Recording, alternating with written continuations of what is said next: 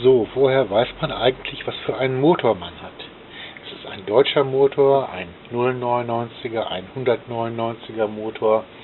Das steht hier. Hier ist ein runder Kreis und in diesem Kreis, da steht eine 199. Dann weiß ich also, ein 199er Motor ist das. Das ist so die Baureihe, sagen wir mal so ab 89.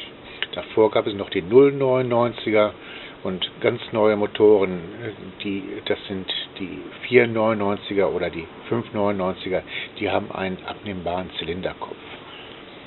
Hier vorne diese 301 A, das ist eine Nummer, die steht eigentlich auf fast jedem Motor drauf. Ein weiteres Erkennungsmerkmal eines Motors, das ist hier diese 20. Die 20 bedeutet, der Motor kommt aus Deutschland bzw. ist für den deutschen Raum dann zugelassen. Wenn dieses Feld hier, wenn das leer ist, wenn der nicht steht, dann ist es ein Holländer Motor. Und mit einem Holländer Motor darf man in Deutschland nicht fahren. Wenn man da also einen Unfall baut, hat man große Probleme, weil man keinen Versicherungsschutz für diese Motoren hat.